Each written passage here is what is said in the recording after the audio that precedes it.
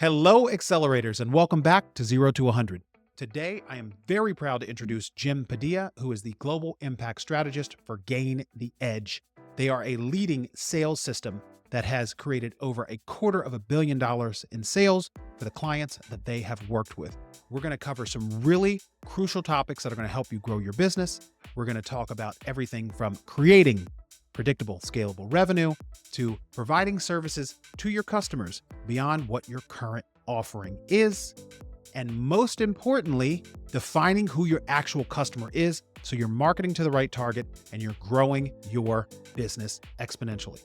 For those of you who do not know me, my name is Jared Guy Randolph. I am the founder of BoxFi. We are a business growth solution through payment processing, and I am very excited to share the network I've built over my 25-year entrepreneurial journey to help you grow your business and become way more profitable.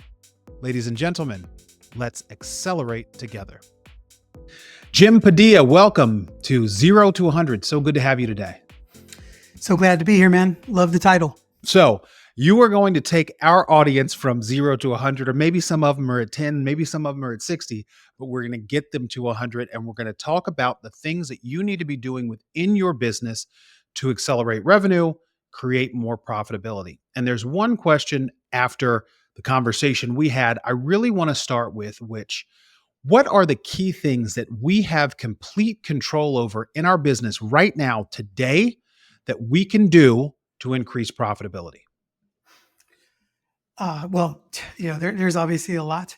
The main things are that you get to adjust the revenue. And I guess the actual thing to dive into before you even get into the specifics is remembering that you actually do hold the control.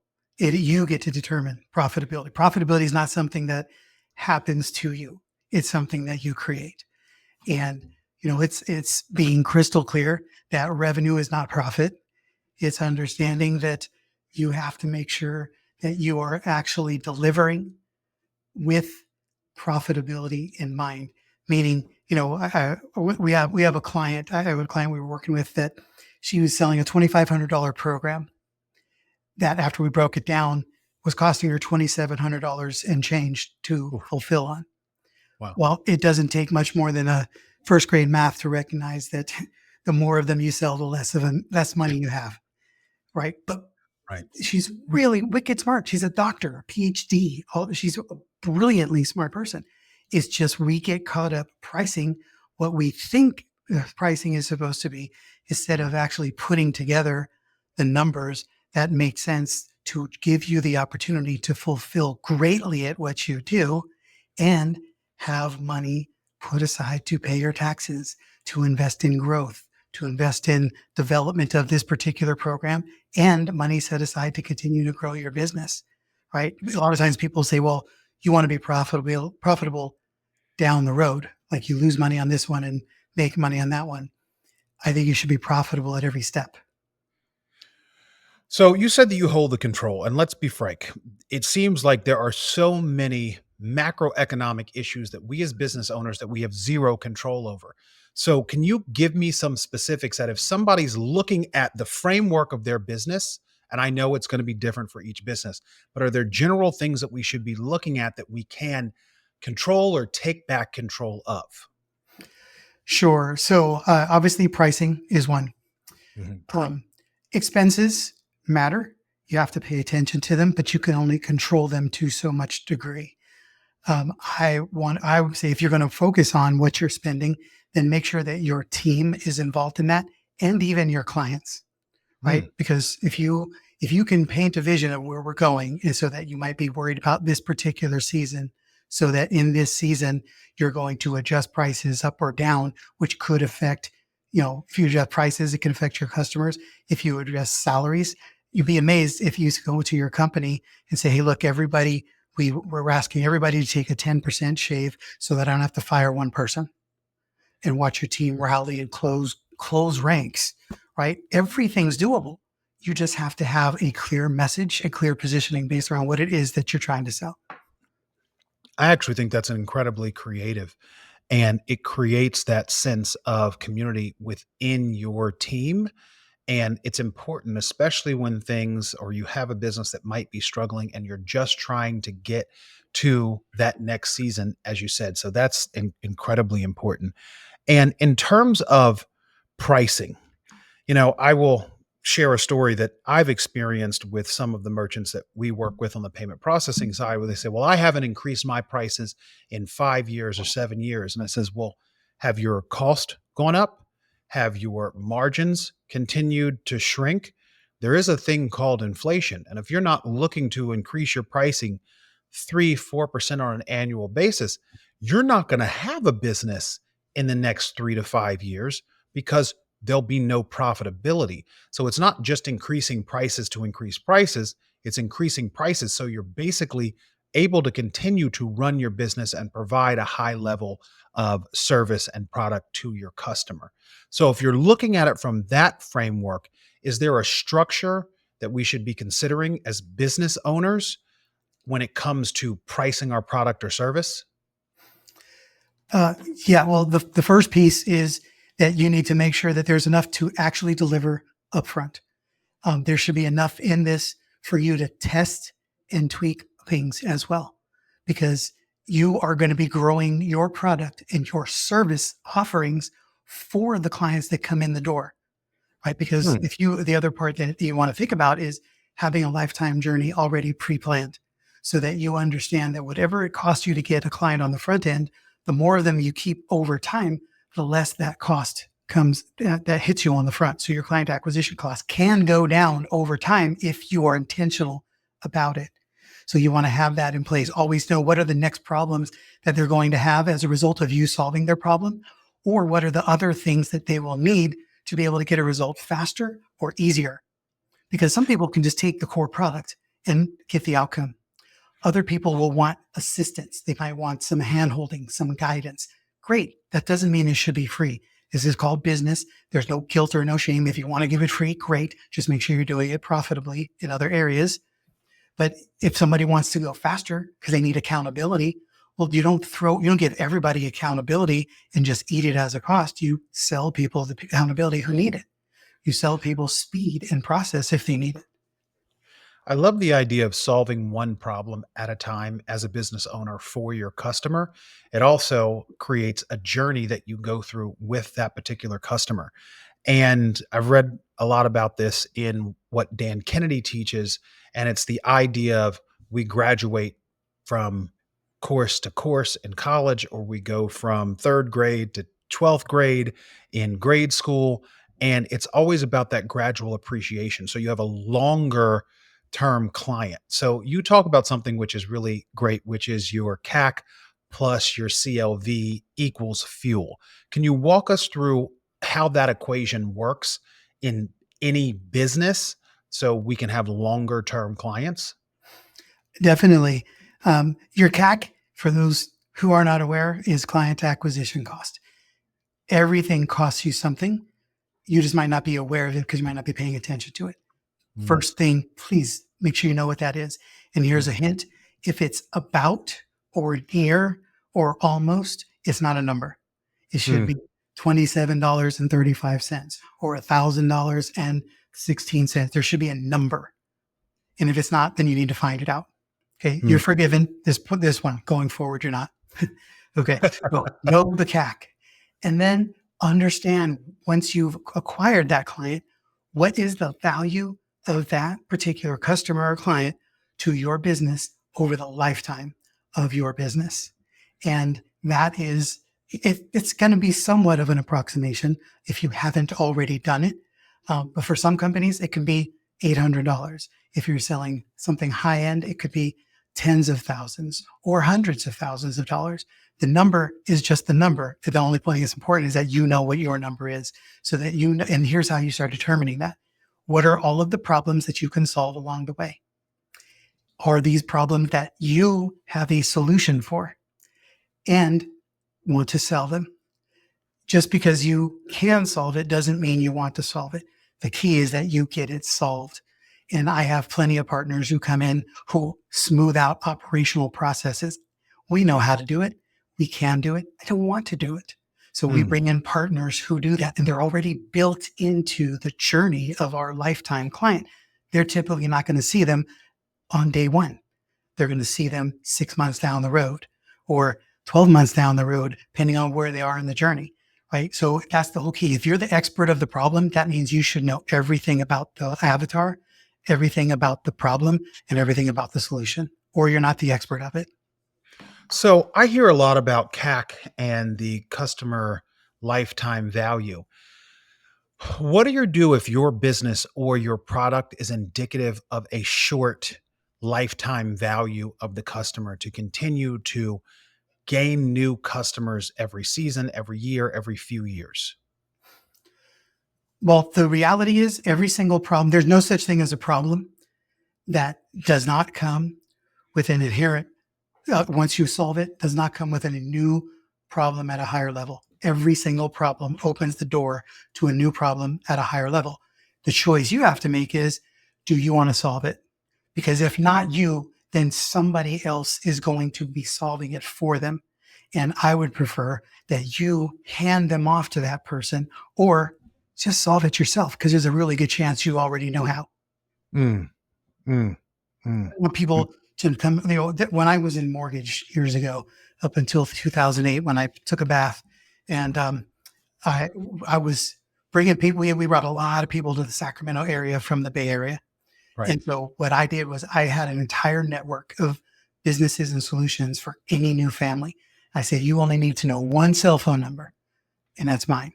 You dial 916-806-9118, and I will point you to the best transmission shop, the best daycare, the best little league. I'll show you where the best barbecue place is, the best haircut, anything you need. I'm the only person you ever need to call. Now, was that more work on my part? Of course it was. But you know what people called when they needed something? They Mm, called me because I put it in front of them. And that should be every business owner's goal.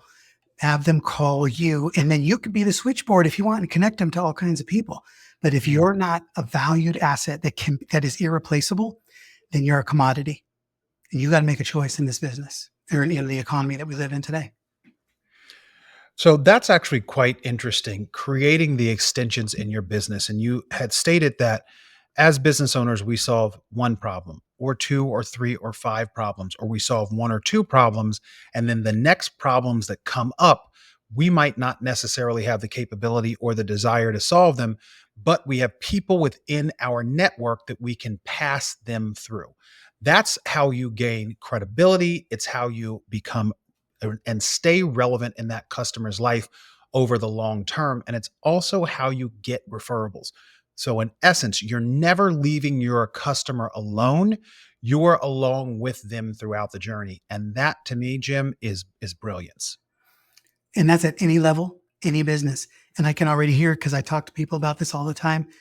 Yeah, but Jim, I don't want to do any of that stuff. I just want to do my one thing. Mm, That's great. But I mm, promise you, if you give 5 minutes of thought to anything that they have to experience later, you want to be able to be the person they can come back to get some reaffirmation, some guidance. And if you're only going to do the one thing, then you will be 100% of your job will change from the solution provider to massive lead generator. And that will be, you will spend your entire career trying to find new leads. interesting. So, your ecosystem as a business owner, well, can I throw out an example? What if you're a restaurant and you're, the top Italian restaurant in your neighborhood? Are you only really solving one problem in terms of providing food for a hungry patron? Or is there a way to create an ecosystem outside of that? Yeah, everything is just limited to your own creativity. If I was consulting in Il Fornaio, a top flight Italian restaurant here in Sacramento area, I would say, do you just want to serve Italian food, or do you want to create an exciting environment and atmosphere that people can be transported to Italy when they're in your world? And one of the ways you do that is by having them come to your restaurant. Other ways you do that is by having a great affiliate relationships with catering halls. Other ways that you can do that is by partnering with local community when they're going to do an event that is going to put on, they're going to be a taste of the town and they want to give a flavor of Italy. You should be the first person or the only person on the list that they would call because you create the taste of Italy. versus do you just want to provide Italian food, right? So it's all about how you position it and how you message it is what's going to determine everything. I would want you to be the ambassador of the Italian ambassador to the city. And you put out marketing and content and media that talks about the taste of Italy, no matter where you are in the world, or what it would be like, or that, nobody makes it like mama used to make it, or, just let everybody know what is it like to live in Italian flavor in whatever city that they're in, or particularly in your city. Right? The whole choice is yours. Or you could say, hey, we sell the best spaghetti. I really thought I was going to have you on the restaurants, but you actually just slam dunked that. And I'll tell you why, because you got my creative brain going. And aside from catering the events, being the ambassador to Italy for that particular city, and you had mentioned working along with community events, etc. You can do things like do raffles, and once a month a business wins a catered lunch by your restaurant. You could do one single annual family trip to Italy that is paid for by one of your patrons who does a raffle on an annual basis, and you do an event every single year that is based around Italy, and somebody wins that free trip to Italy, and you get pictures from it. You can market it and advertise it. That is absolutely going to set you apart from everybody else in the marketplace. And I really thought I had you on restaurants, but that was a really great response. Now I see why you are, on the edge, my friend. You know what you're doing. Well, just to add a little one plus to what you just had, you could certainly do a giveaway trip to Hawaii, to Italy, and that would be amazing. What else would be amazing is have your preferred patrons pay for an exclusive wine tasting event to the south of Italy. And I'm just making this up because I've never been Right, to Italy, right, but right. you know, they could pay for it. They could pay for a 5-star exclusive resort that includes anything from, wine tasting to mountain climbing to whatever it is that you want to do with your patrons. So now you That get to live a dream life and your patrons get to pay for it. That's what's so cool about that with branding. I mean, and then as the business owner, you're getting your vacation in there, but you also take a camera crew with you, or at least somebody with a camera who can document it with some Yep. film and some video. And then you've got marketing content around that. And it's so unique. And then you really create much deeper relationships with your customer. And then they truly are along on the journey with you over a much more extended period than you would if you were just going to a restaurant to have Italian food. And it's opened my mind up, because even in my business, one of the things that I've realized, and it's actually one of the reasons why 0 to 100 came about, is a lot of the merchants that we work with, we build great relationships with us. And then they'll ask us for advice on somebody to help them with business development, somebody who is a tax expert who can help them, an accountant, somebody who can help them set up a new LLC, a real estate advisor. All these different services were asked for, and they do call us for, and we want to help them. And that's why we're getting the message out with a lot of the groups and people that we already have relationships and work with. That's been one of the biggest value adds and business builders for me, because the referrals that come out of it have been massive. And then people look at you, especially when you're continually putting out content, as the expert in business, finance, real estate, whatever it may be. Those are really key things to set yourself apart. Are there, let's say you are a business and you want to create that unique selling mechanism for your services or what you do. How do you define your core values around that, so you're actually consistent and it's replicatable? Well, let me back up for a second. We very much focus on core values as a set. We like to attract our clients, customer base, by people who believe in what we believe in, because then we start creating tribe. You start creating a movement, and then the more of that you can create, the less of a commodity you are, and then you're not comparable apples to other people.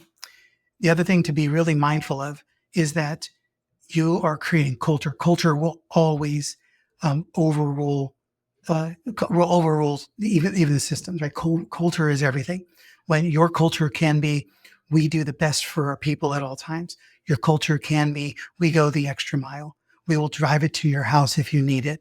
Your culture is set, and that's what people want more than anything. If somebody wants a transaction, they're typically just going to go either for the cheapest or for the most expensive, depending on their personal desires.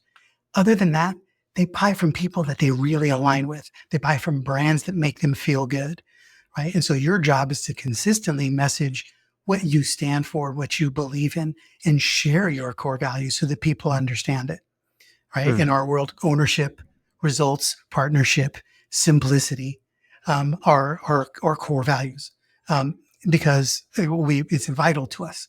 And we let everybody know that when they come in so that they understand, we take ownership of everything we do, but we also expect you to 100% own everything you do and say so that we have clear commitment and communication.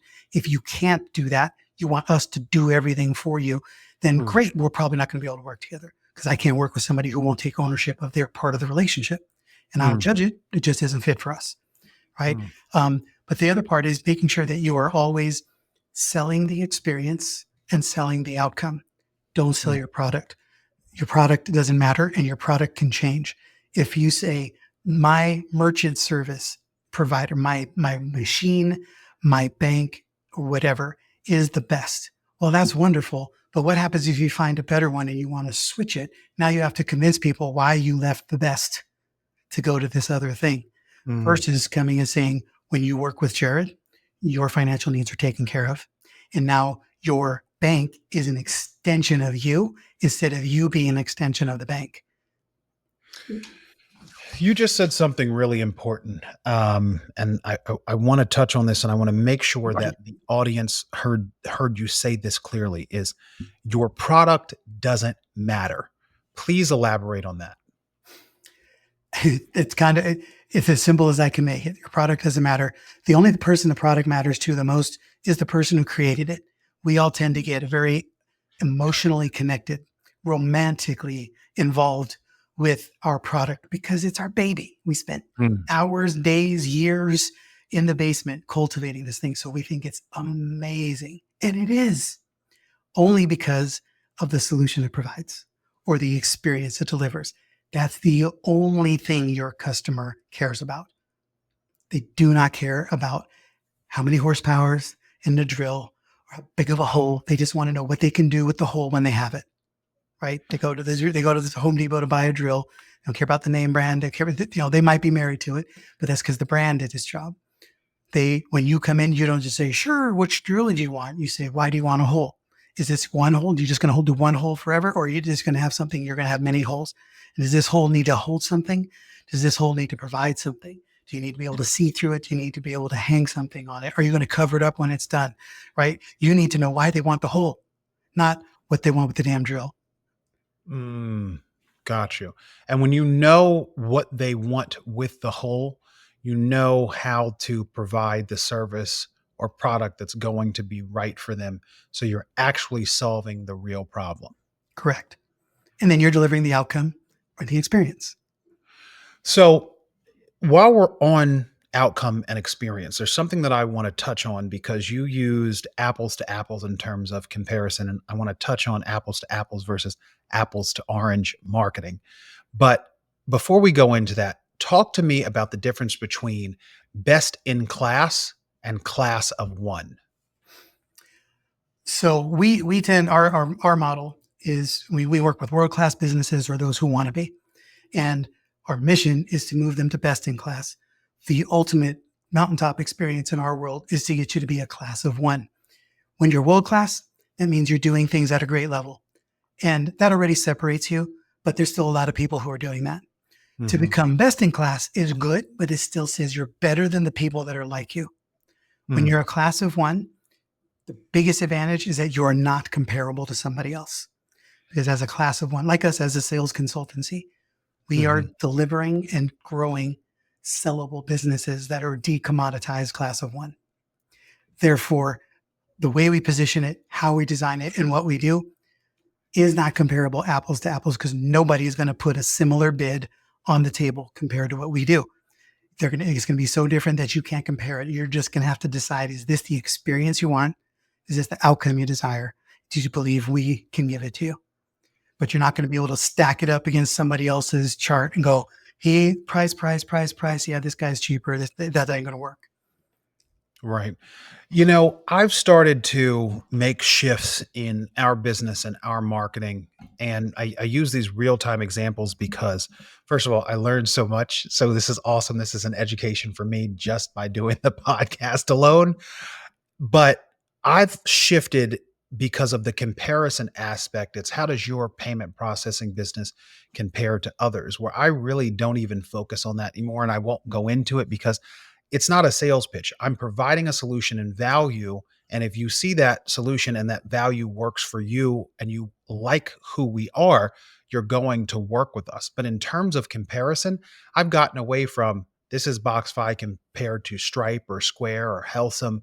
I've now gotten into what our products and services do to save you money. And if I can tell you, if I can increase your profits 15% overnight, would you like to learn more about what we do? And you say yes. I compare that 15% not to what other service providers are doing, but I compare it to what would you have to do in your business to increase your profitability that much? How much time is it going to take? How much money is it going to take? How long is it going to take for that profit to increase? We have programs that can do it overnight. If you invest in marketing and advertising, that could take 6 months. It's also an investment of time and considerable amount of money in hopes that your margins start to shrink as your revenue grows, as those new customers come in. So it changes the conversation. And to your point, it helps decommoditize me within the industry when I'm giving them real time comparisons there, and they start looking at it a very different way in a different package from others in the marketplace. Yeah. It's funny because sometimes it's as simple as stating the obvious that most Hmm. people don't state. Like, we customize our recruiting process for every salesperson that we recruit for you. Well, Mm. so does everybody else, but they don't say it. So you claim it and you own it. It's overstating the obvious and the simple.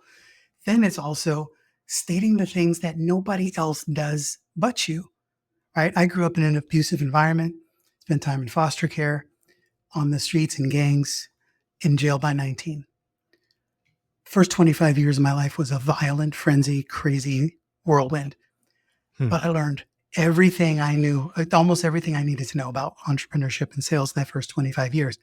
I learned how to read the room because I had to go into every room I was in to figure out who's friend, who's foe, who's an ally, who's adversary. How do I bend their will to my direction so that they find me useful and an asset? And that way I could stay safe. I didn't know that 25 years later, I'd make millions of dollars teaching other people how to do the same, read the room, bend people's influence in your direction, right? And then set up a structure and a strategy to make that happen, right? So that's part of uniqueness built into all of our sales processes, which makes us uniquely qualified. People say, what's your niche? What's your niche? I don't have one because I could step into anybody's niche, anybody's business. And once I know your core story, we can unpack all of our systems and strategies to customize the growth and the insights that you can to put in place to serve your clients uniquely, right? So we've decoded it and systematized it. So it makes it unique. Is it something that other people do? Sure. But nobody talks about it that way. So you have to be able to use your own personal insights, your own personal history, the things you know and the things you do that also accentuate your brand. So, first of all, thank you for sharing that story because that's an intimate personal story and not everyone's willing to do that. And I thank you for that because it really gives the audience insight. And if we step back from, we have questions, we're having a conversation and take it to a different realm for a second, and it's understanding people. And what you said by sharing that story is you have an intimate understanding of the human and psychology. How do you take that and equate that into your business to make sure that you are focused on what your customers really need because it's not about you. It's not starting off like this is the history of our business and we've been in business for 50 years and we've done this and this and this. When your customers at the end of the day, they want to know that you're going to be able to solve their problem. So how do you take that human experience, because we have it with our family, we have it with our friends, but we really, a lot of people approach it and think it's so separate. How do you combine the two and just building a better, more profitable business? Well, you have to understand what all of these gifts that you've had in your life, like the rough childhood that I had, that was God just setting me up for an amazing future, right? So there were learning experiences and things that I never would have gotten had I taken a different path. So your job is to figure out what all of those gifts are, everything you've ever encountered, everything you've been challenged with or blessed with, and how have you turned those into a win, right? The whole your wounds become your wisdom, your mess becomes your message, all of that. It is your job to then take it and then insert that into the process that says, I'm unique because our brand was built on the fact that I had 18 kids fighting for dinner scraps. And so I know how to get to the core of what matters, right? If that was your story, right? Or Mm-hmm. somebody who worked on the farm and worked from the sun up to sundown while they still had to go to school and get an education and take care of their sick mother. Stuff. And so you will understand the art of multitasking and setting priorities in ways that nobody else had to because your life and death depended on it. Right. So you can tell your own personal story inside of the business, not to make it about you, because then again, we're trying to make sellable companies. If it's about you, that company's not sellable, but it has to be how the brand started and built upon it. So let's dive into that, because there are two schools of thought, and it's actually something that, and if I backtrack and I made a statement that it's not about you, it's about the customer. Mhm. But then you also want to build the rapport with the customer throughout the journey so they understand your story and they relate to you, because it's one of the best ways to sell in business. How do you balance the two? Because again, I don't completely get rid of my story. I'm in Right. payment processing because I had a business fail miserably. I lost seven figures and I had to fire a lot of people, and it really freaking sucked. But through that, I realized my lack of resources at the time, or maybe resourcefulness at the time around the finances of running a small business, is what crushed the business. So I like being solution oriented. We provide payment processing service, but to your point, people call me for so many other things that add value to their business because they know my story and they know that I have a lot of resources. When do you introduce that story in the messaging to your customer, so it is about them, but then they understand who you are? I believe that you insert it from the beginning. Um, 90% of the companies who come to us are not going to exit, but everybody we work with understands that's the journey we're on. We are here to get you self-sufficient. It's not about exiting companies because at the end of the day, I'll be honest, I don't lose sleep every night wondering if you're making sales. I do lose sleep every night wondering if you are handcuffed to your business, if you don't have freedom, if you haven't been able to get to your kids' soccer games in a year, if you are fighting like hell, you're growing your business, but all it's doing is minimizing your bandwidth and ruining your joy. Those are the things that matter to me because you're never going to be the greatest problem solver, leader, innovator, world changer that you can be until you are standing at freedom. Freedom is when you have a business that's sellable because it's most profitable, most pleasurable, most simple to run. That's when I know you're doing this because you love it, because you now have a choice to leave it.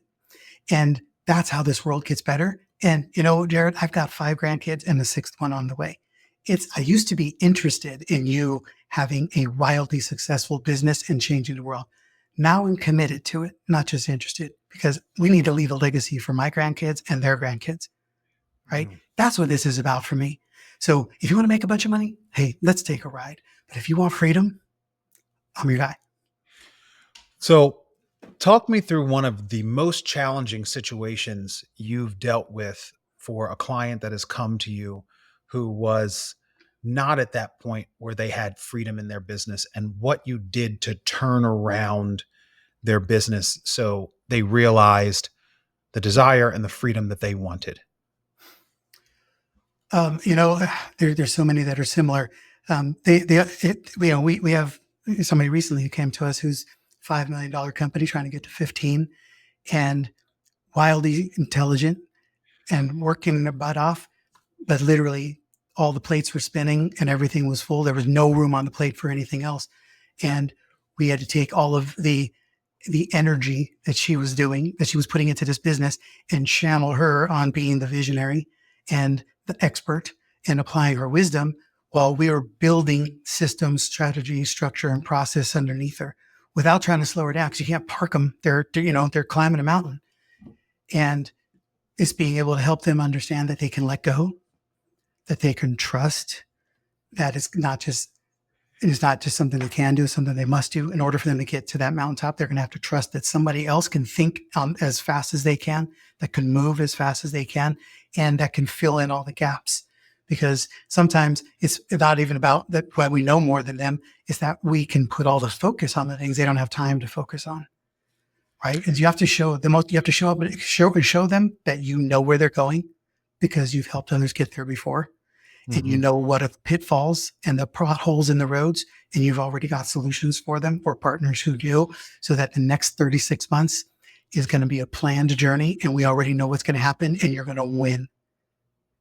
So let's say we've got that business owner who is constantly working in the business on a daily basis. They're successful in terms of their revenue. They're doing $5 million, $10 million a year.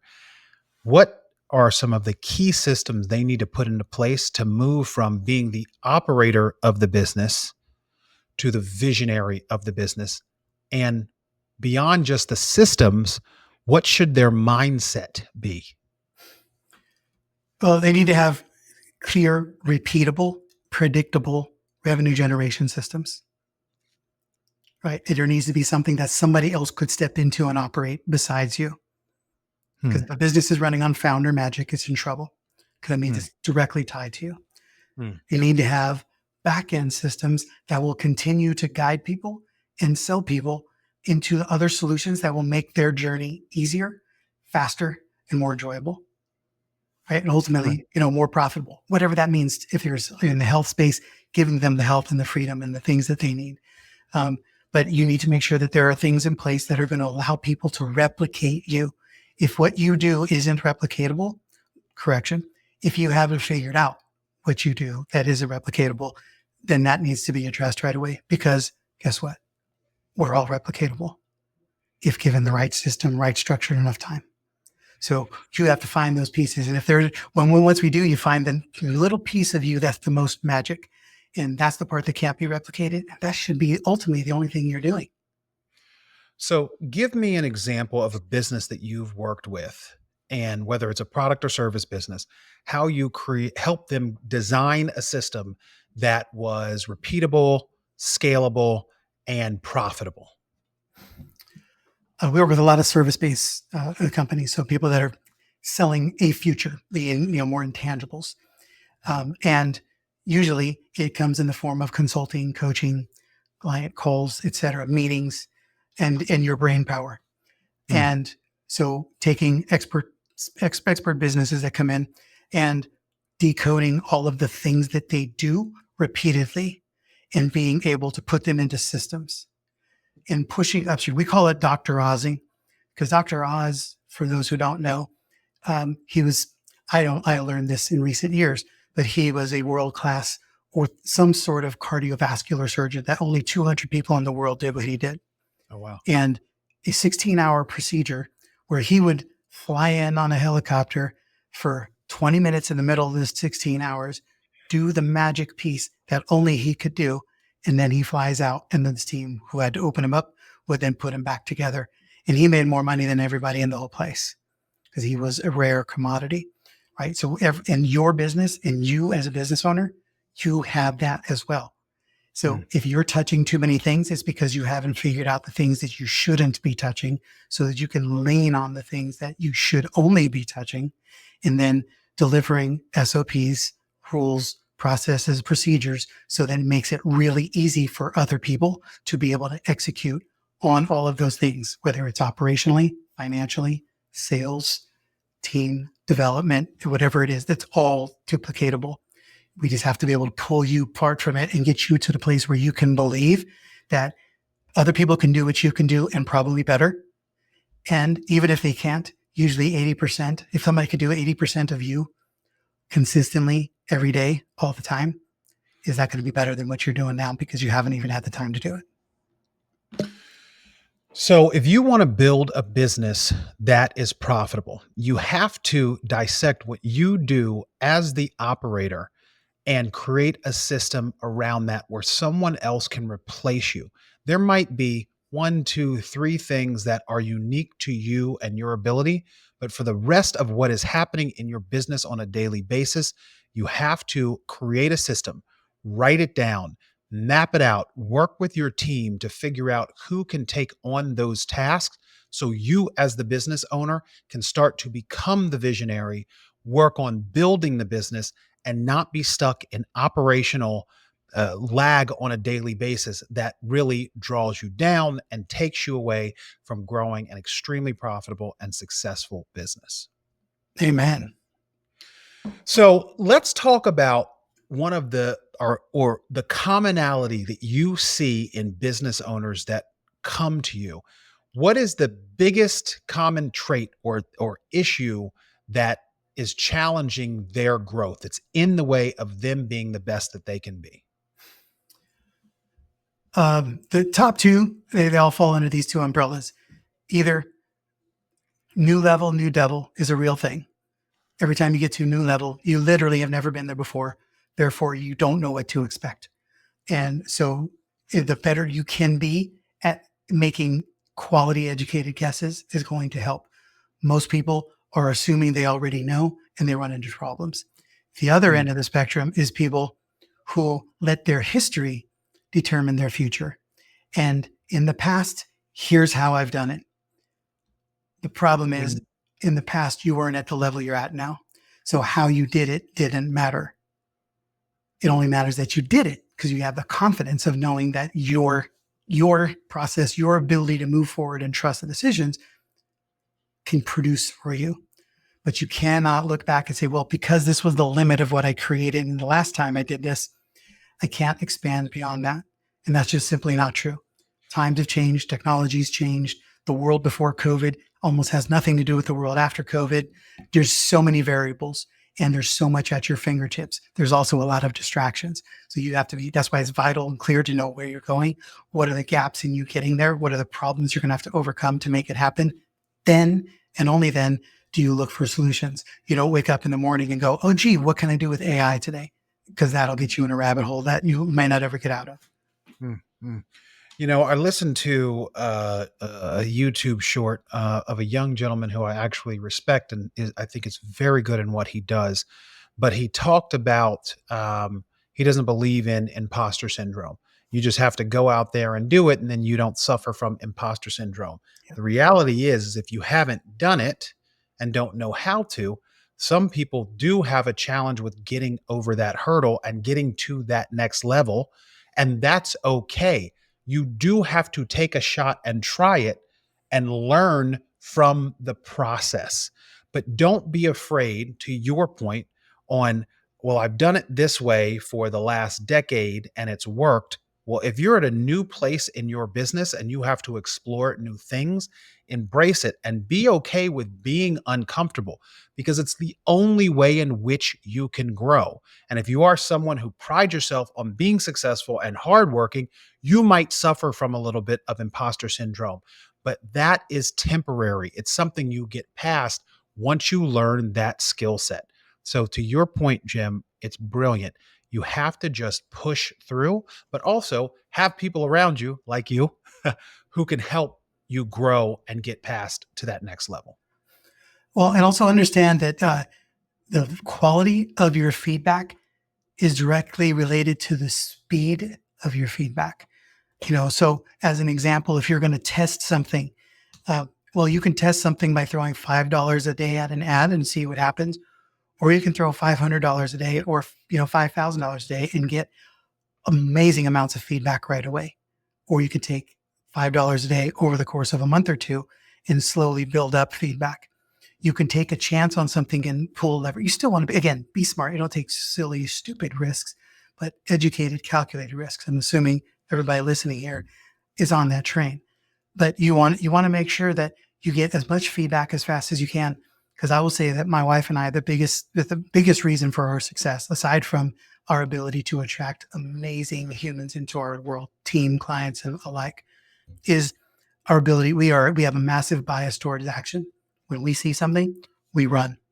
And then the moment it breaks, we have feedback. And then we take the wisdom gained from that feedback and apply it immediately, and then do it again and do it again.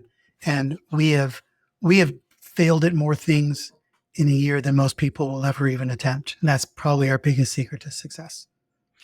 I could not agree more. Fail quickly, learn the lesson quickly. Don't repeat the same lesson. Right. And that's how you learn and grow your business. Before we get to the rapid fire section, I want you to talk to us about the domino effect. Got it. Yeah. This is here on my desk. It has been for about 6 years. Um, there's a video. I'll actually share the video with you. You can put it in the show notes. Awesome. There's a professor. He's this goofy little guy. I've corresponded with him a little bit, but he does this exercise where he takes a 5 millimeter, 1 ounce domino that he can only stand up with tweezers because it's so small. And then there are 13 dominoes in succession. The 13th domino is 100 pounds and 4 feet tall. If it gone further, it would be five more would have been the size of the Empire State Building and weighed thousands of pounds. But no matter what, the only effort required to knock over that 100-pound 4-foot domino was whatever it takes to knock over the lead domino. Because if you would do this effectively, you find out what's the outcome you need. And then you need to know, what do I need to solve before that? What needs to be solved right before that? What needs to be solved right before that?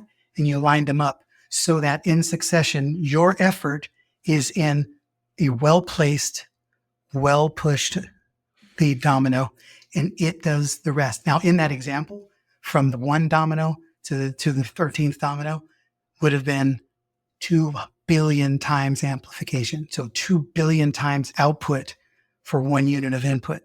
I can't promise you that. But what I can promise you is this is going to be a heck of a lot easier for you to get at least 1 unit out for every 1 unit in, which is most people's immediate goal. What you should be looking for is, how do I put in 1 unit and get out 10, 20, or 100 or 1,000? And that just takes simplified thought, not crazy strategies. Most of you are doing this instead of lining up the right dominoes because it's too much work. You are running to that end domino and putting all of your effort into knocking over a 100-pound domino, which is going to be a lot harder than just knocking this one over. So that's the concept. Thank you for explaining that. And that's a great example. Getting to that first domino is key. And for some business owners, it might be defining who your client actually is. Yes. And I will caution business owners, a lot of people are actually targeting the right client. You might think after 5, 7, 10 years, you've got the right avatar, but it could be completely wrong. So you really need to sit down and look at who you are servicing.